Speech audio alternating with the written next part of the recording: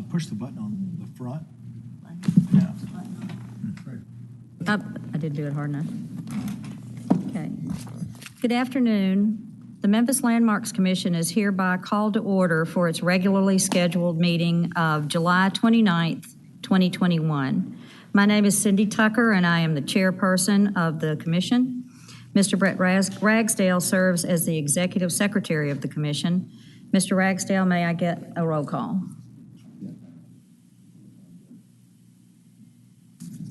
No.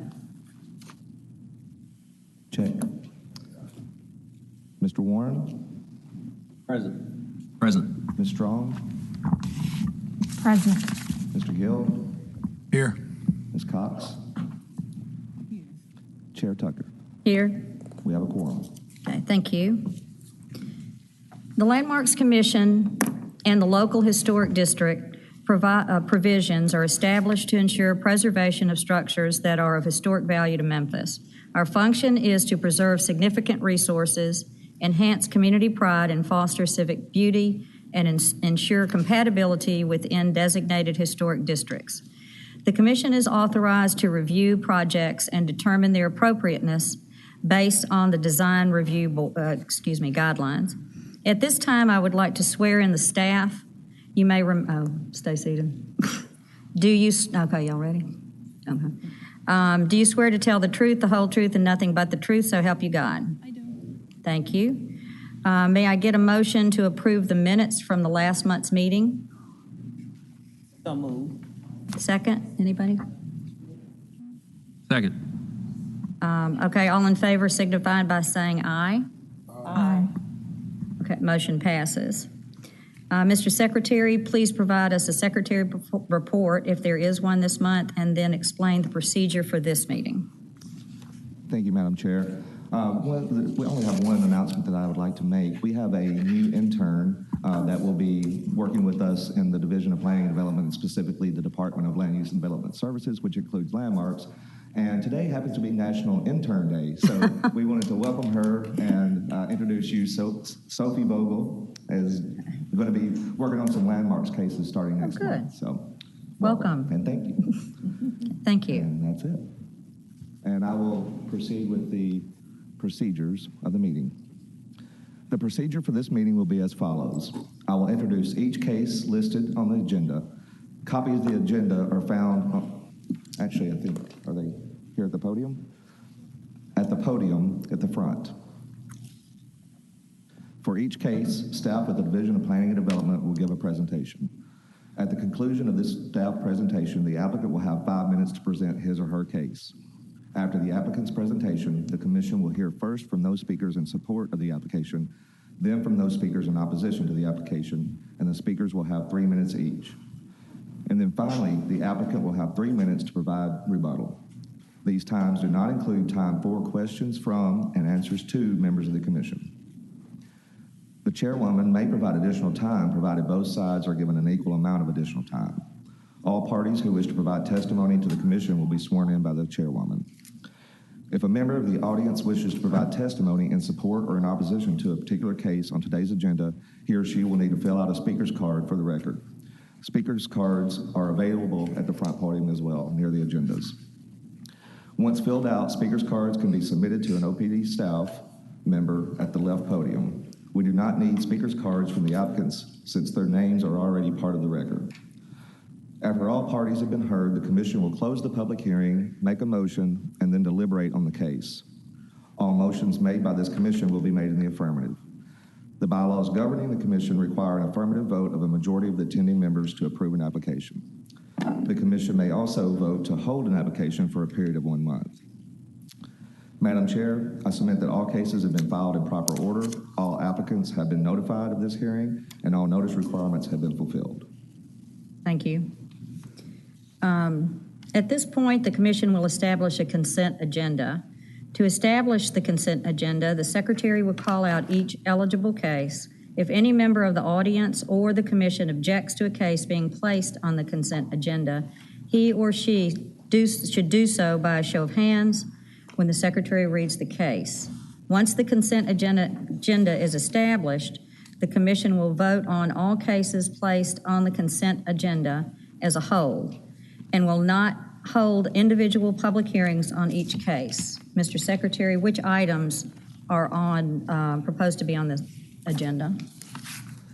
The items eligible for consent are items number 1, COA 2021-086, that's 1794 Foster Avenue in the Glenview Historic District.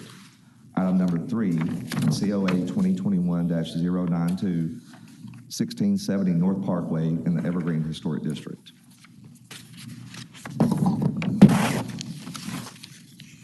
Item number 4, COA 2021-101, 633 Jefferson Avenue in the Victorian Village Historic District. Item number 5, COA 2021-102, 635 Jefferson Avenue, Victorian Village Historic District. Item number 7, COA 2021-104, 890 South Cox Street in the Cooper Young Historic District. And item number 8, COA 2021-107, 1491, I apologize. Item number 8 is actually a hold, so that one will not be heard today. It's being held for a minute. Thank you. It's items number 1, 3, 4, 5, and 7. Okay, thank you. May I have a motion to approve the consent agenda as established by the Secretary?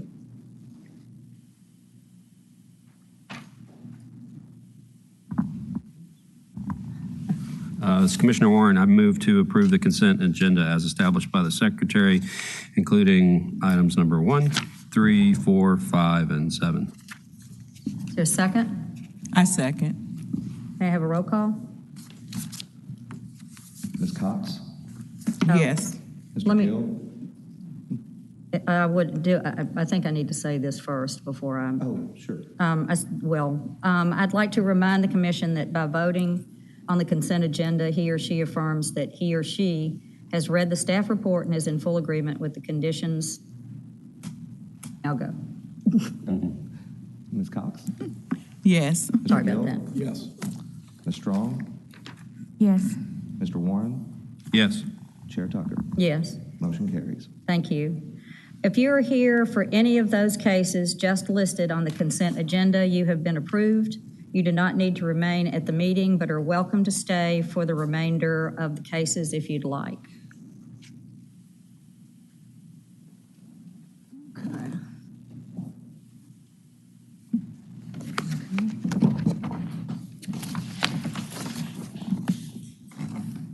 All right, thank you, Mr. Secretary. At this point, I would like to start the minor COA applications as listed on the agenda, state that they have been approved and reviewed by the commission. The commission will now continue with the regular hearing of the major COA applications as listed on the agenda. Mr. Secretary, please call the first case. The first case is COA 2021-086, 1794 Foster Avenue, Glenview Historic District.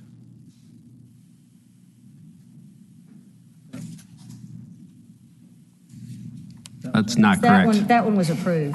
Number 2. I'm sorry. I had That's to okay. pass through this one, so I wouldn't call it on the consent. Item 2. Thank you, yes. COA I didn't know if I was crazy or not. 2021-089, 287 Angeles Street, Evergreen Historic District. That's it. That's it, yes.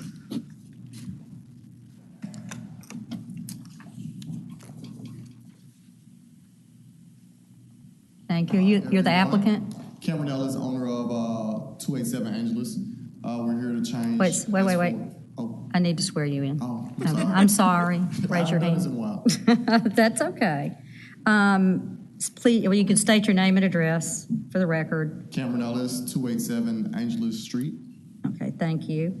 Do you swear to tell the truth, the whole truth, and nothing but the truth, so help you God? Yes. Thank you. Okay, have you had a chance to read the staff report? Yes.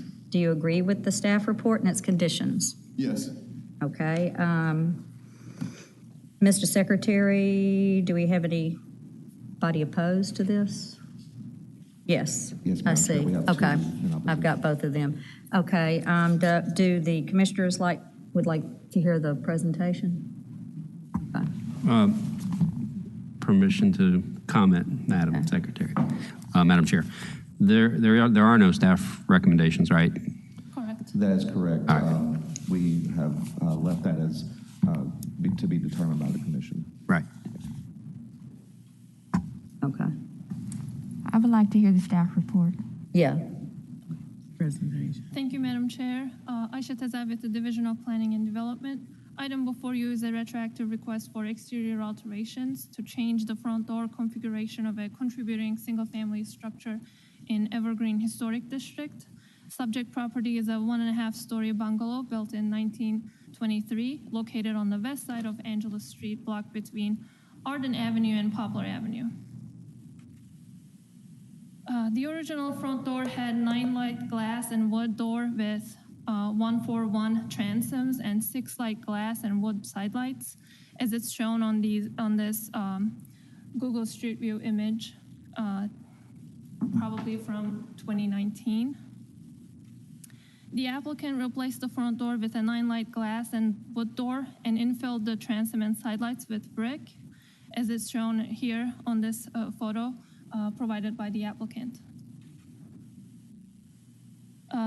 The new door significantly changes the original characteristics of the front elevation and alters the solid to void ratio of the front facade. However, front doors without sidelights or transoms can be found among existing historic structures within this district.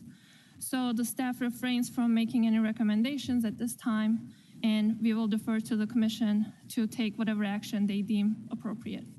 Okay, thank you. I'll be happy to answer any questions. Thank you. Do the commissioners have questions for staff? Commissioner Warren, question about the brick being painted.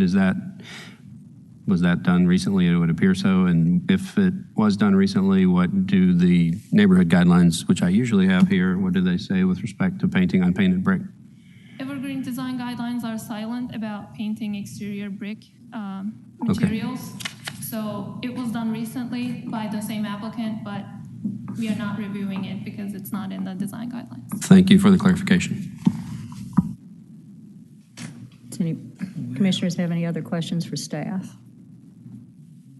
Okay, thank you. Do you want to do a presentation? Do you have any questions? No, I just want to say, like, the door, we replaced the door just because it was old rotten. This is a 1920 house. We bought it from a person that was trying to do the renovations himself and couldn't complete it. So we went in and did the work. We used a door that is, the door next door on the right-hand side has the same door. Across the street has the same door. There's 8 homes on the street with the same door without side lights. So, I just figured it would blend in with what was there. I was not, educated on what a side light was before, this house got to boss meeting. Me and Brett kind of informed me, and Tom Bailey with the newspaper informed me of that. I thought it was lights on windows on the side of the chimney. So it kind of educated me on that, and just educated me on, going through COA to get to add a door in this district. I didn't know, we do a lot of renovations. I usually come here for new home construction. So it was my first time coming for a renovation project, of this kind. So, I can take accountability for the door and anything that, may have happened, all loud noise that kind of happened in the background of the neighbors and things like that. I can take accountability for it. That was a ball dropped on my part, just not knowing the regulations of the neighborhood, the rules of the neighborhood. So, but that's it. I just thought we would, put something there that looks similar to what existed in the neighborhood. Okay, thank you. The commissioners have questions for the applicant.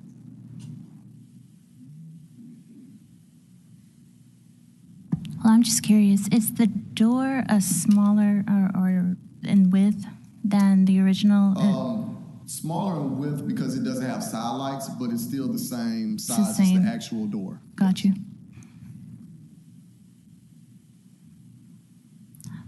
Well, I'm glad that you have this as a learning opportunity, definitely. Did you not know about coming before landmarks before you did any kind of? Not with the door. I knew It was if any major changes, but I didn't know that the front door, I didn't kind of educate myself on the front door in the historic district. I didn't know that was a major modification in the Evergreen district. Because in my mind, it does change the whole character of the front of that house without those side lights on there. I have a question for the applicant. Obviously that you open that door and you're in the living room, is that correct? Correct. And was there any change to the layout of what's happening on the inside in terms of in that room? I have a question. Do we have pictures? You said that this door is on the same door as the house to the left or to the right. Do you have pictures? We have pictures of those homes? I sent a couple of them in.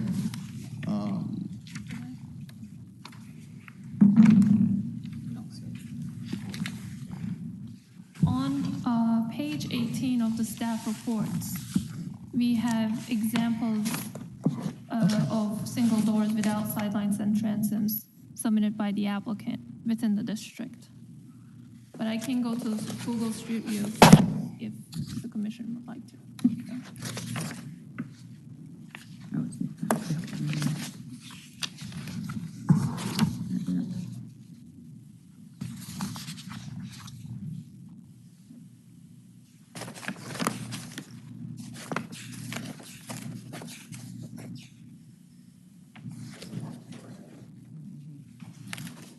Did you see one? Yes, the one next door does have. I don't see it in here.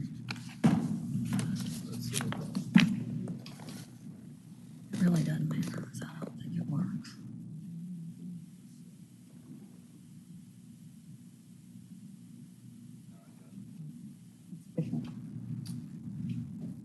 The one on the right has the Why same. don't we hear from the opposition? Yeah. And Yeah. then allow him to come back and Yeah, we respond. can. Okay. So no more questions? right No, now? I think we're about to stray into Okay, opinions and debate, and I think there's a time for that after the motion, right? okay. Okay, the first person in opposition is John D. Jones.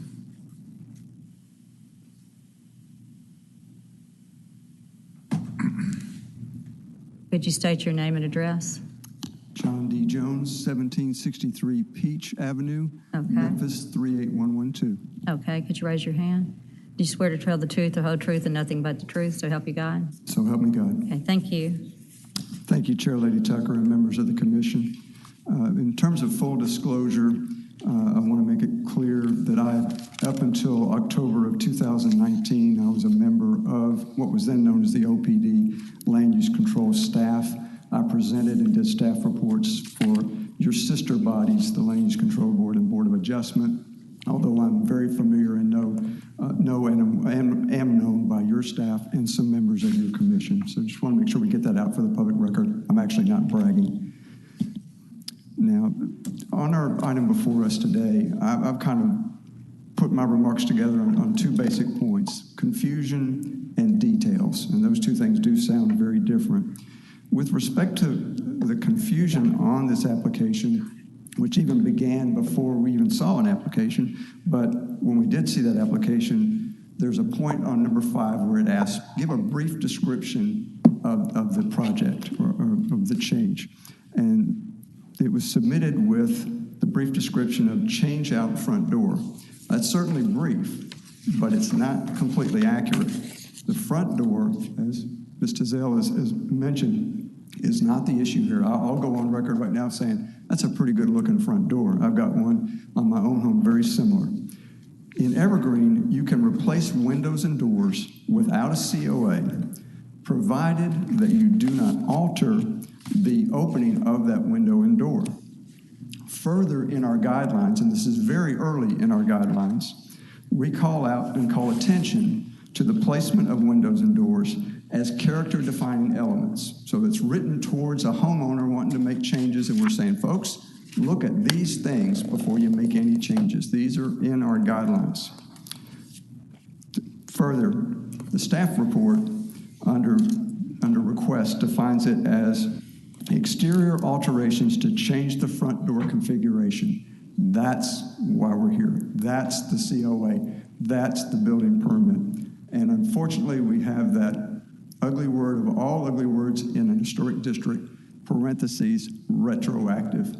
Now it's on us. Now we've got to deal with this. And on the lines of confusion, I heard Josh talk about this in a presentation to City Council recently. There's already a fair amount of confusion in an historic district, and the applicant has spoken to this too. You have 1 minute. Okay, so when do you need a COA, when do you not? Our staff report traces the history as we were going through the steps to become an historic district. We have details on page 23 of your report, all the items that were surveyed, their architectural details. This front porch with these windows and transoms and the 6/1 windows. And that's covered very well with the pictures that you've seen already. So bringing this all forward and quickly, what we would recommend is this. The door is fine. The windows, which are not part of this application per se, but are part and parcel of everything that's happened on this property. You can buy mullions that you attach to windows to get that 6/1 look instead of the 1/1 that it got replaced with. The door is fine. The transom and the side lights. We're not asking you, the applicant, to go back to building materials on Jackson and find a suitable replacement. We're saying our committee members have looked online and found replacement windows and transoms that would go well with this door. Take the brick out. I'm sorry you spent the money to put the brick in, but it was wrong. It didn't go through the proper process. Replace that with windows and transoms that are complementary to this door. With that, Madam Chair, thank you for your time and attention. Okay, thank you. Do the commissioners have any questions? Okay, thank you. Okay, the next speaker in opposition is June West.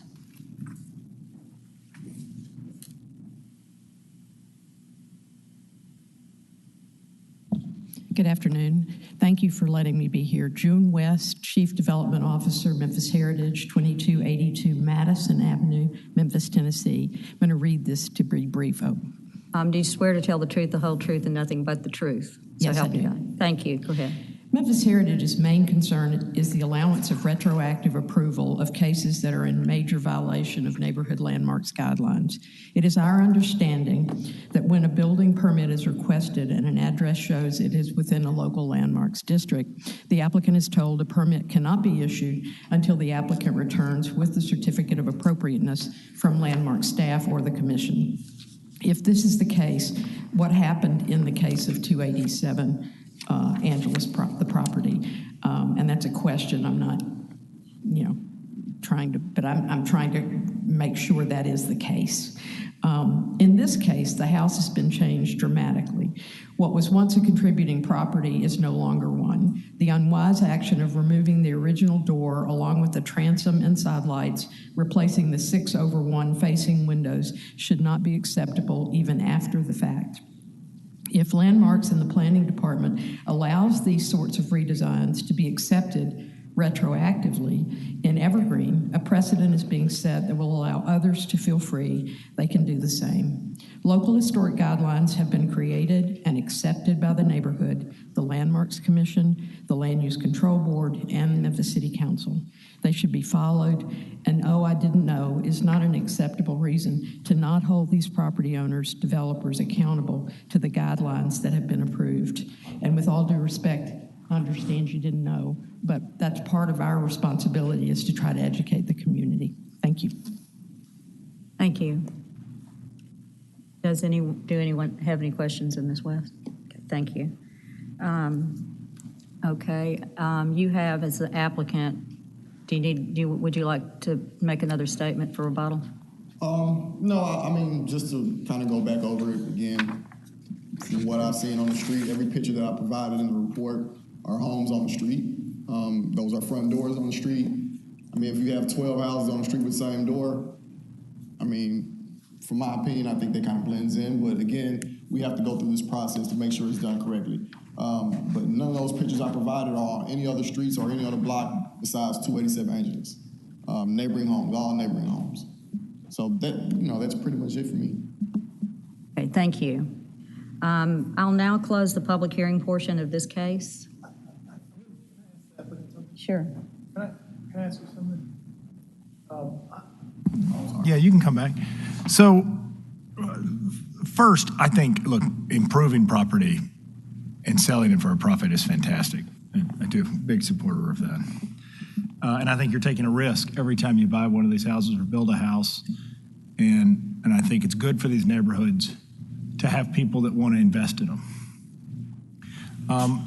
Do you agree, would you be willing to make the improvements that Don listed in his report to the current structure?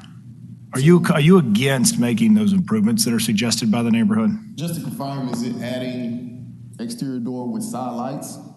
It was a list, and we'll go through them.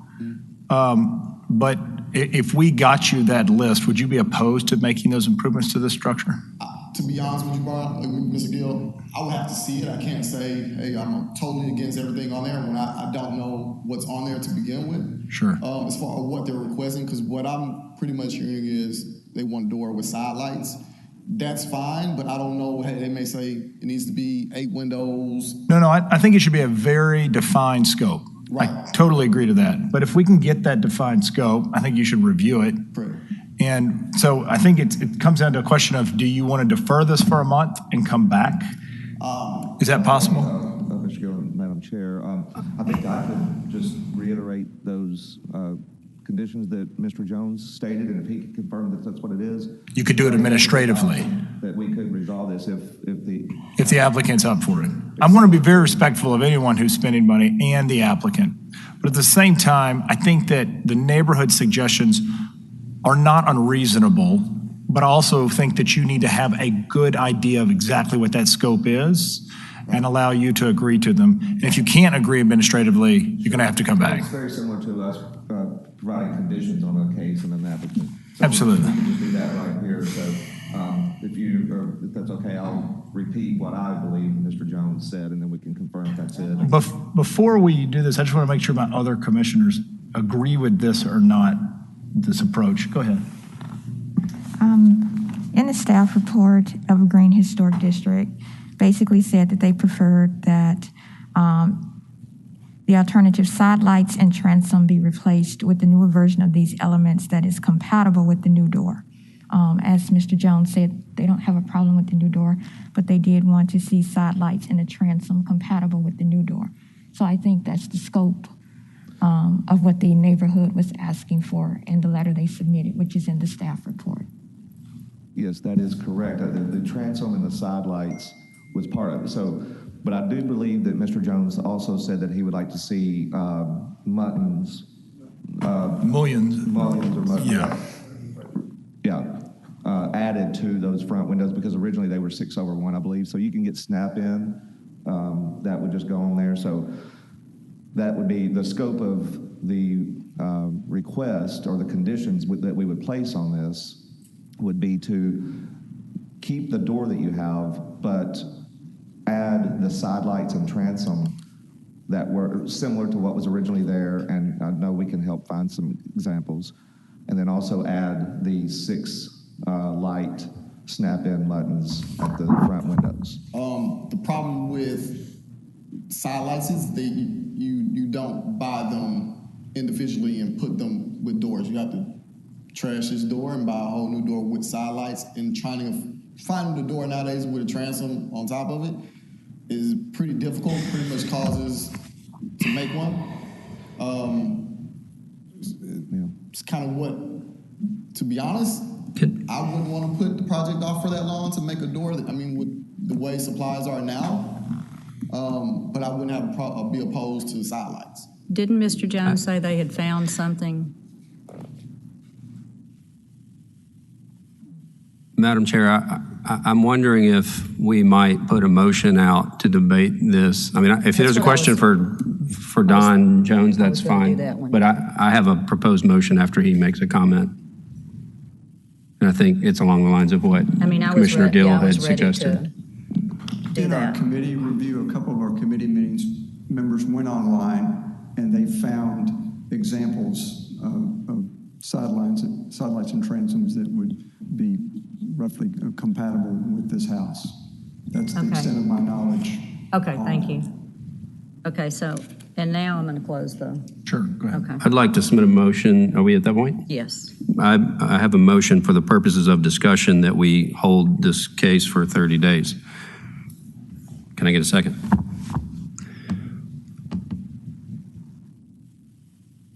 Okay. Is there a second? I'll second that motion. This is for discussion, so. Yeah. So I mean, you'll we can pass understand it or this is not. for I just us want, to I want to do. have I want to talk about it. I have some opinions and I want to share them at the appropriate procedural time. So if I may make a few comments. Just for the applicant's benefit to understand where this is coming from, can staff please put the picture of the house in its previous condition back on the screen? If this application came before us to change that into what has been built, it would not be approved. I've seen enough of them to know. I mean, that is a character-defining feature. In fact, it is the most character-defining feature of this house. And that's really, you can disagree, but a lot of... Question with that? No, it's actually, I think right it's now, unfortunate. we would, I wanted to we make sure ask that was you. clear, Mr. Ellis. The public hearing has been closed, so they're just deliberating. So I'm just You're just I'm listening making to some what we're comments saying. for the record and for my fellow commissioners at the moment. And like Commissioner Gill, I absolutely fundamentally respect and admire what you're undertaking here at this property. There are many days I wish I did what you do and not act as an architect and draw stuff around for folks that don't understand it. You know, it's a great line of work you're in. But respectfully, this is the singular most important feature of this house, and a comparison to other doors on other houses is not fully appropriate because those examples are entirely dissimilar. You've got a monumental entry at the top of a wide stair, and those other examples of a single door without side lights, yes, they don't have side lights, but they are more eclectic and off-centered, and they get visual interest from other parts of the front facade. This is a very formal arrangement, and it's just so, I mean, there are people, I'll stop short of calling it an architectural travesty, but I'm sure people would call it that. So it's a big deal what's happened to this house, and there's no way it would be approved were it to come to us in anything, as a typical application with drawings before work. So what I'm getting at, I'm not, we as a commission have been, unfortunately, well, whether we like it or not, we have a reputation for being quite lax with this stuff. And I think we're getting better at it. I want to hold this, my motion is to hold this, my recommendation, and others can vote as they see fit, to give you an opportunity to draw up a solution that might keep, maybe it keeps a door is a leaf. A door leaf is a slab of wood on some hinges. Might allow you to reuse that, and we don't need to get into the means and methods of whether it's a prefabricated unit assembly or if it's field built or custom or a stock product. That research needs to be done and proposed to us, but maybe there's a solution that is a compromise where the side lights and the paneling that are evident here are somehow restored, and maybe we don't have to go all the way back in and put the transoms across the top. I guess what I'm suggesting is a compromise with the details to be determined. That's the end of my comments. Commissioners? Peter, I essentially agree with you. When you just look up and down that strip, Angeles, there are so many other examples of this particular kind of configuration as part of the front door assembly. So that alone is the reason why this would look so out of place on that street. However, there are definitely some other examples of there not necessarily being that transom above it, and I could see that working in proportion for this space as well.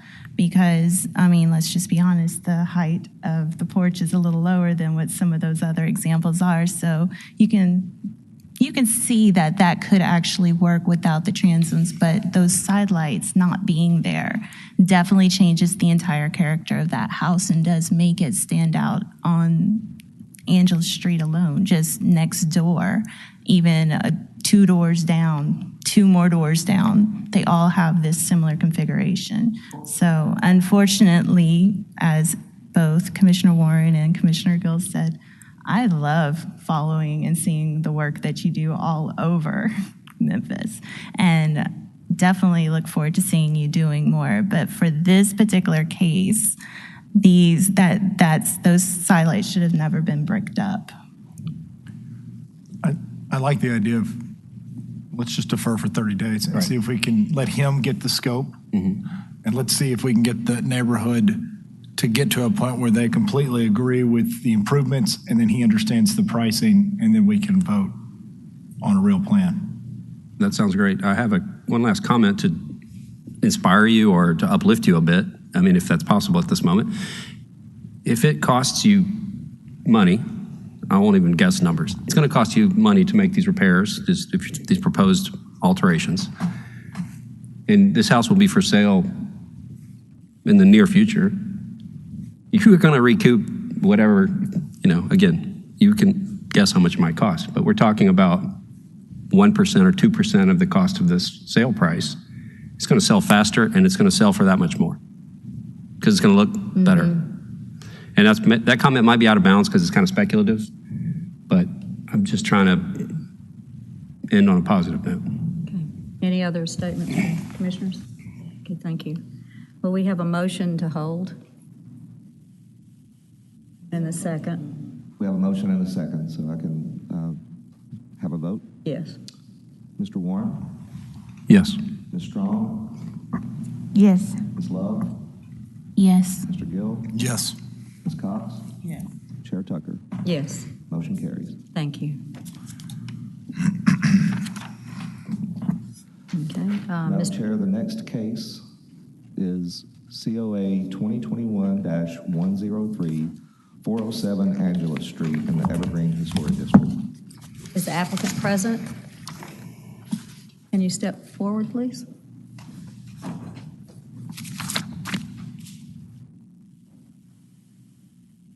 Could you state your name and address? Kenneth Dixon, 3190 North Avenel, Memphis, Tennessee, 38125. Okay. Could you raise your right hand? Yes, ma'am. Thank you. Do you swear to tell the truth, the whole truth, and nothing but the truth, so help I you do. God? Thank you. Have you read the staff report? Yes, ma'am. Do you agree with their conditions? Yes, ma'am. Okay, thank you.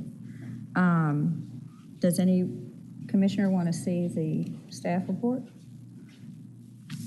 Yes, I would like to see Okay, it. Thank you. Okay, thank you. Go ahead. Thank you, Madam Chair. Item before you is a request for retroactive approval of new construction of a second-floor rear addition. Subject property is a contributing one-story bungalow built in 1922 in Evergreen Historic District. It is located on the west side of Angela Street, block between Galloway Avenue and Overton Park Avenue. This is a Google Street View showing the structure in its original condition, view from Angela Street looking west. And this one is a newer photo provided by the applicant showing the current condition of the structure with an inappropriate rear addition, ridge line raised above the main ridge line of the structure. The applicant received a minor COA approval on April 12th for a smaller rear dormer addition.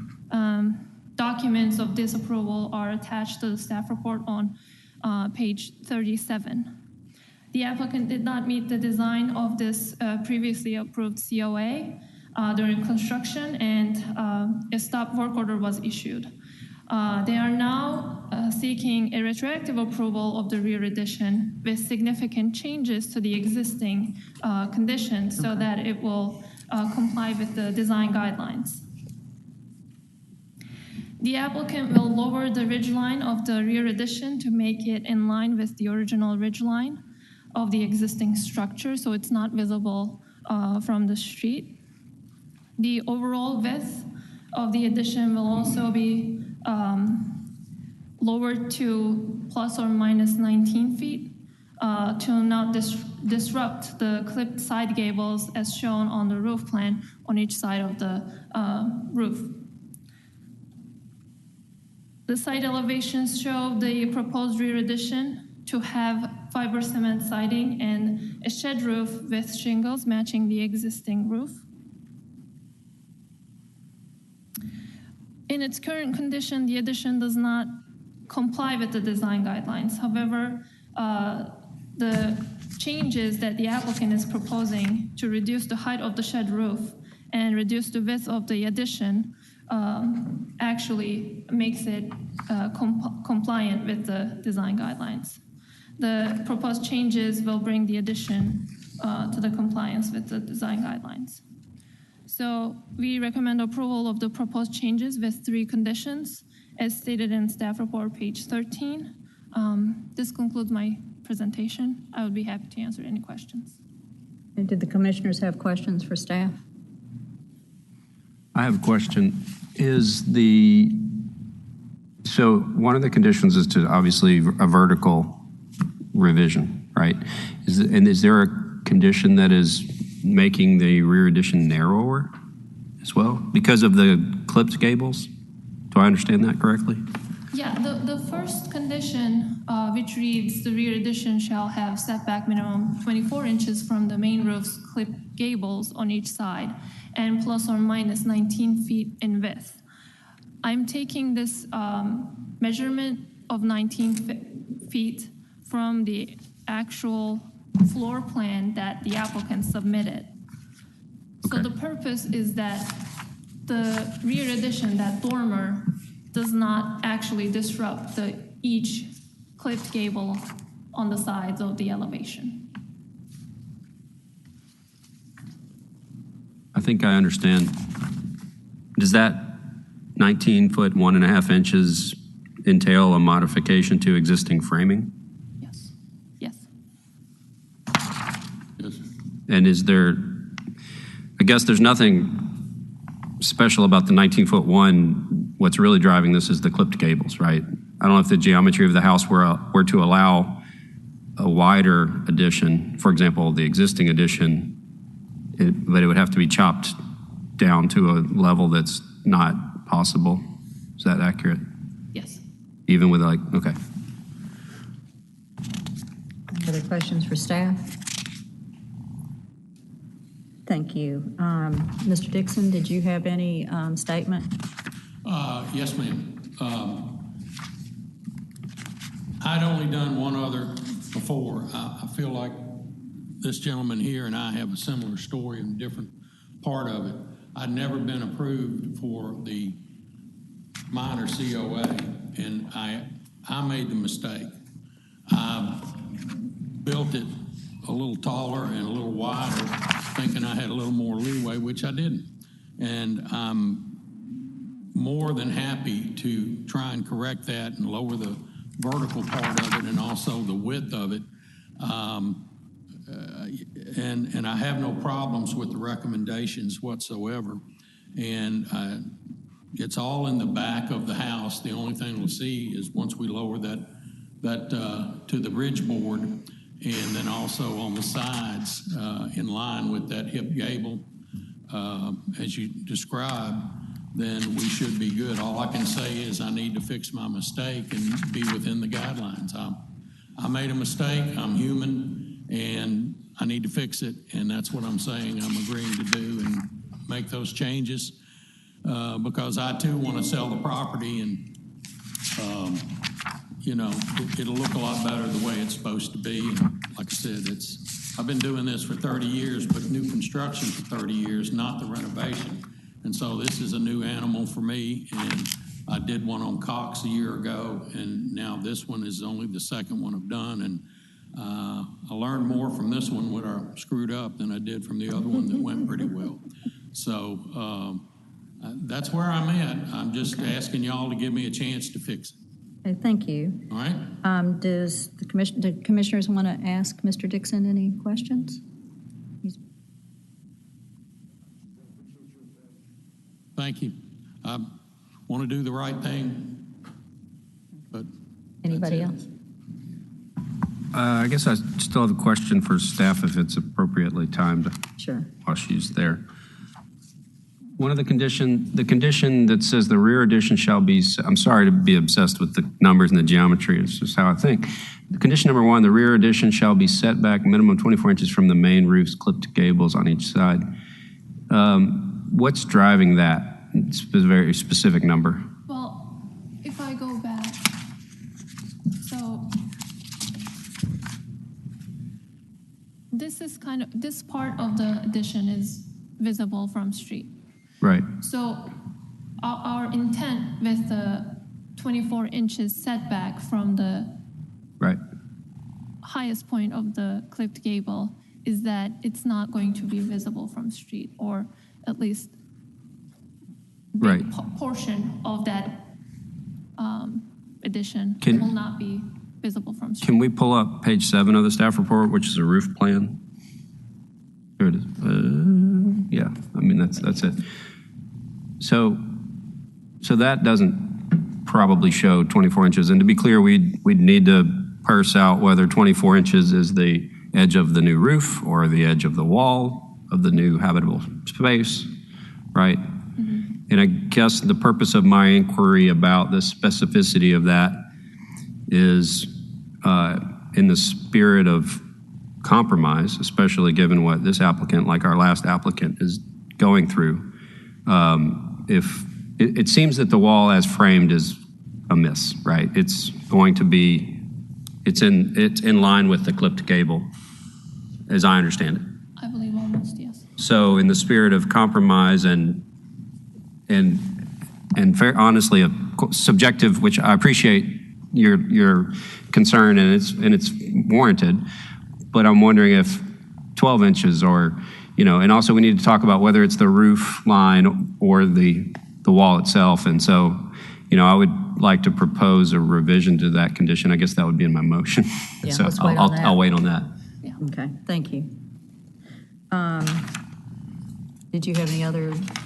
No, You good? ma'am. Okay, thank you for the moment. Okay, there is someone in opposition.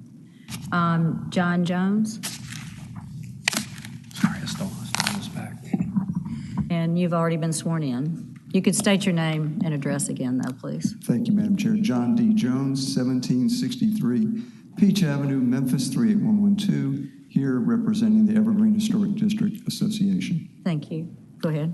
Thank you. I checked the box on the speaker card, opposition, because we're clearly opposed to the addition that Ms. Teasel showed you on the pictures with the addition extending above the ridge line. But additionally, appreciate the questions Mr. Warren asked, because they're the same questions that we have.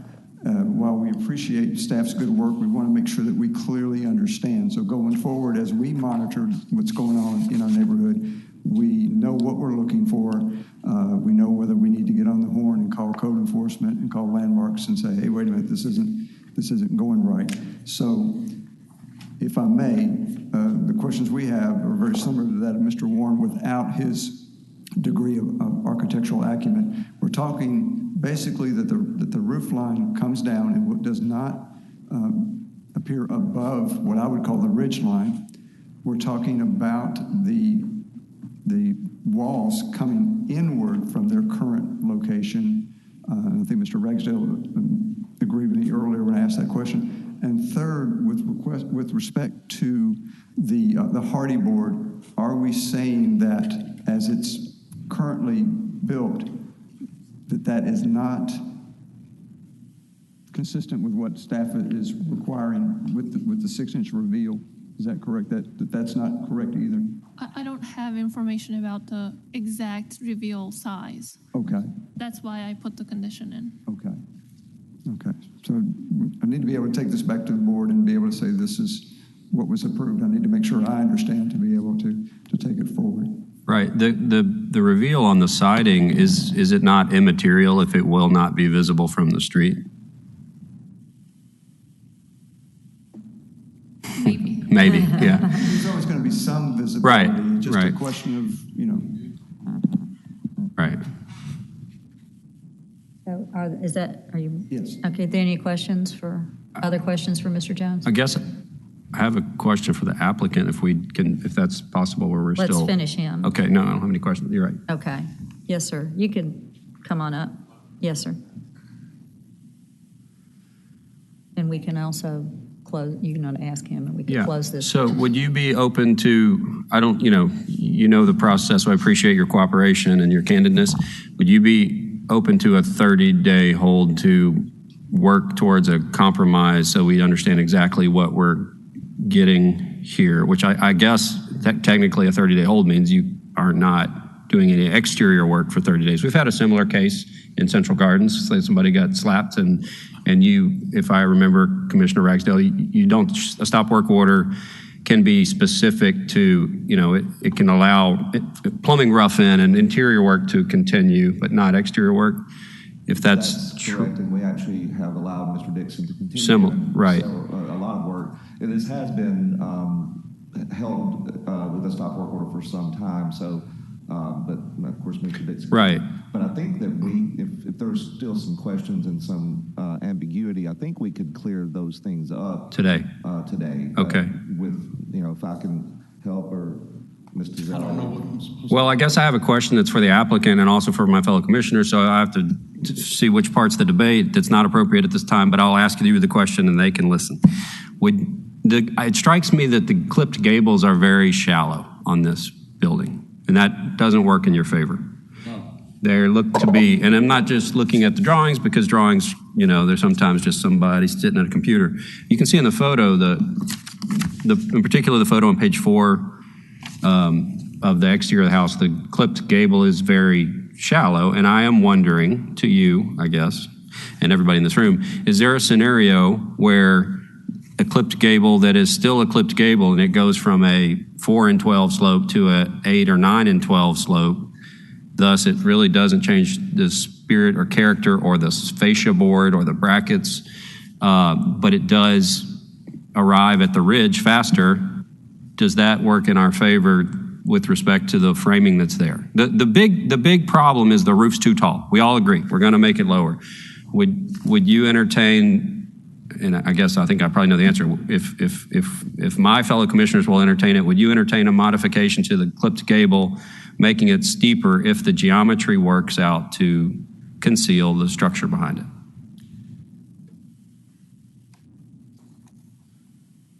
I've been delayed, and my doing delayed right. for over 2 months, and another 30 days would be tough. And well, I'll be happy we can get out there with my framer, and I see what you're saying. We're trying to widen the ridge board and put more loft, on the gable so that it gets there quicker and gets there faster. And if I may, Mr. Dixon, Commissioner Warner, if you look at this photo here, so this was before the addition. Right. And like you said, it's really kind of difficult. We have gone out and studied on site, so we have a little bit of an advantage in that respect. But you can imagine if that is actually lowered to below that existing ridge line, the majority of it is really going to be removed from sight, from the street. Right. And that's why we looked at, and 24 inches is somewhat arbitrary, but we felt like that it gave us enough of a cushion that if you did see any of it, it would be very minimal. So that's where we came up with kind of our recommendations, really looking at it on site and studying it. Can you advance the photo to the current state? Is the new second floor wall essentially atop the first floor wall? Because if it is, my whole idea is not going to work. And I'm not trying to overcomplicate this. I'm just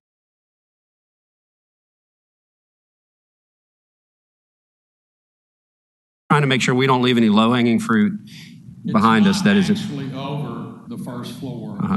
The bottom, doesn't jive with the top part, so it's not really just standing right over the first floor. So I see two paths forward. One is this very tricky, very specific conversation that I've started about geometry, which I would advocate a 30-day hold for you to explore it and come back. And I'm just trying to see if the walls can stay in place, right?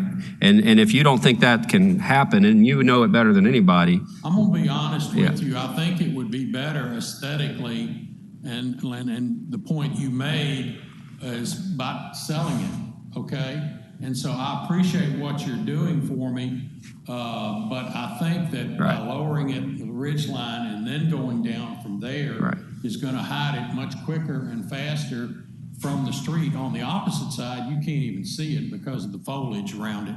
But on that side right there, I think, and y'all have been there, I think that if we stick with that ridge line right there and then we go down with the roof like we're going to, you know, in line with it down on the outside, I think we'll be fine. Okay. Okay, thank you. Okay. Thank you. I appreciate it. Okay, I'm going to close the I public. have a random insert but with the siding, I know that those are some questions as to the reveal. Have you ever thought of doing maybe just hardy board and batten? Or the hardy panel with batten that sort of matches that same pattern that the stucco has? I'm sorry, I'm hard of hearing. I'm old. The hardy, like a hardy panel, vertical with a batten strip between that's sort of similar to the pattern that the stucco actually shows. Oh, you mean in lieu of Just just an option, perhaps. After we change the height and elevation, my opinion is the back you'll see a lot, but the two sides and the ridge you're not going to see. So as far as that's concerned, I think that the board and batten wouldn't show up very much except on the back by those two windows that are on the dorms. I'm sure it was just a throw out, and since there was a comment on it. All right. Okay, thank you. Any other commissioners? Okay, thank you. I'm going to now close the public hearing portion of this case, and the commission will further discuss it. May I get a motion? I make a motion Okay. to close this case and further discuss it. Well, Are we done discussing it? we're done discussing it for the public hearing. We need a motion to, I'll make a motion with specific, and we can reject it or not and rephrase it. But so I move to approve case COA 2021-103, subject to a proposed revision to staff condition number 1 that would reword that to say the rear addition shall be set back 20 so to clarify, sorry. Point number 1 is with respect to the position on the sides. I'm getting hung up on setback as in moving away from the street. So let me start from scratch. The motion is that the rear addition shall be set back a minimum of 12 inches from the main roof's clipped gable on each side. And thus the width would, instead of 19 feet, would be 21 feet plus or minus. And as a subtext, this is because he's going to reframe the wall, so we're trying to allow him to compromise. And then condition number 2 and 3 would remain in place. okay, is there a I second? second that motion. Okay. We can vote or just go. Let's call for. If there's any discussion. Yeah. No, the applicant seems totally willing to proceed with that path, and it's been recommended and accept, so I'm good. Everybody okay? Okay. Okay. Then may I have a roll call vote? Yes, Mr. Chair. Mr. Warren? Yes. Ms. Strong? Yes. Mr. Gill? Yes. Ms. Cox? Yes. Ms. Love? Yes. Chair Tucker? Yes, Motion carries. thank you. I believe that's, Sorry to everybody in the room, I was so wordy on that. that's okay. Okay. I think I that's, appreciate you working through it, and I appreciate the applicant trying to. thank you. Yeah, I very, very much appreciate the applicant's disposition towards that. Okay, is there any new business? No, ma'am. Okay, thank Thank you. The next meeting will be Thursday, August the 25th, 2021. Could I have a motion to adjourn? Excuse me, Madam Chair. Yes, ma'am. I do have an announcement. Okay. August 29th, I'm sorry, August the 19th, we are celebrating our neighborhoods with the Taste of Memphis. So please come out. It's going to be at the Liberty Bowl this year, and the stage will be on the 50-yard line. We're going to celebrate overcoming obstacles together in 2021. So if you would like a booth, they're still available, and you can go to memphishcd.org/2021/?. Thank you. Okay, thank you. I've got a quick comment for Don Jones. Mr. Jones, paging Don Jones. He's not listening. Well, I'll just make it. He can listen to the recording. Find it interesting that the Evergreen guidelines do not address painted brick. And I would encourage you and your district to revisit that. And then I guess by extension, I'm not totally familiar with how district guidelines get revised, but I know that they can be. And that seems to be an oversight. I think it's maybe the only district that I'm aware of where it's not addressed. Well, we'd have to look at it, but yeah.